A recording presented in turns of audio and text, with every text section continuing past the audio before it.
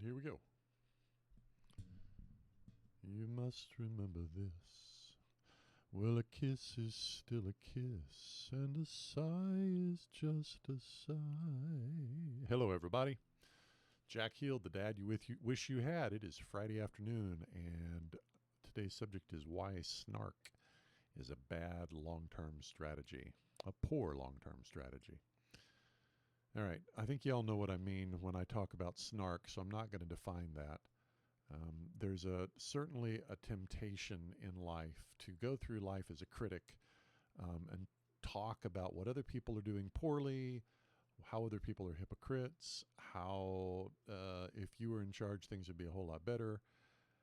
And it's a very human thing to do. Lord knows I did plenty of it in my life.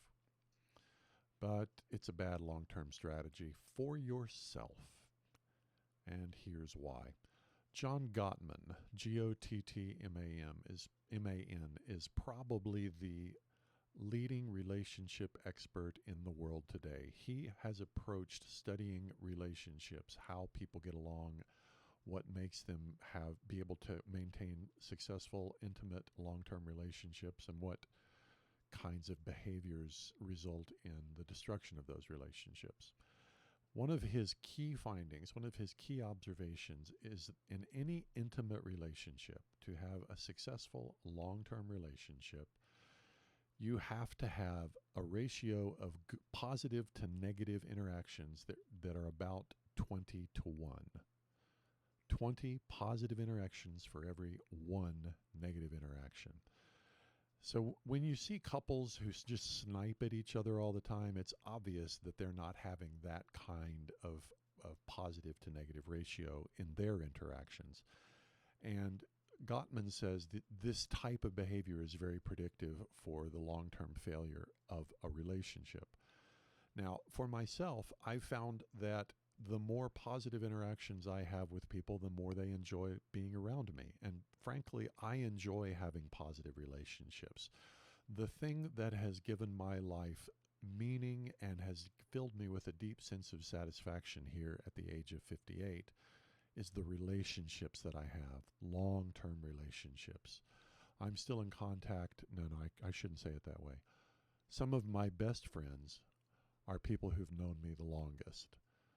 I have one dear friend that I have known since I was a sophomore in high school.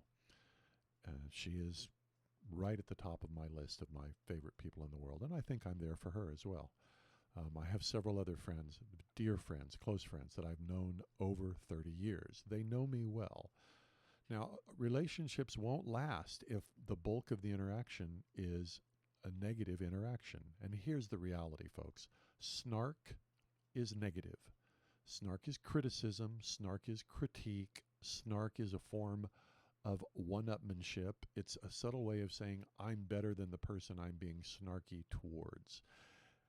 And it's a very good way to poison the well in the relationships that you're trying to build or maintain.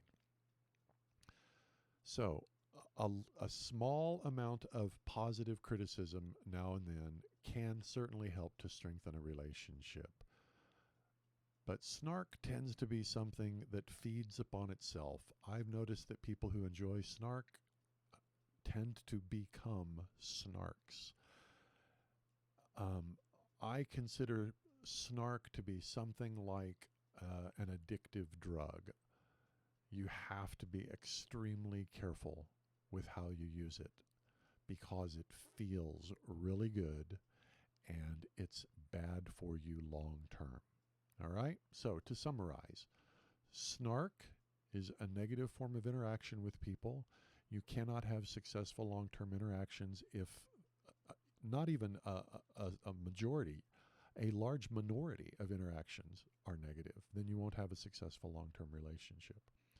Now, maybe your desire is to drive people away. And if that's what you want to do, fair enough. Snark is an effective way to do it. But if you want to keep and maintain successful long-term relationships,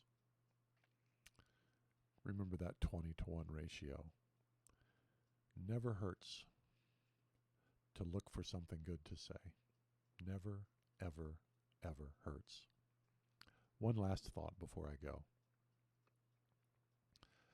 I have never, ever regretted being kind to someone who didn't deserve it.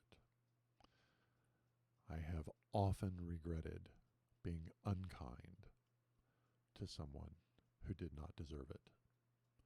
So if you're going to screw up, I suggest that you try to make your mistakes, that you try to err on the side of kindness and graciousness rather than on the side of criticism and snark.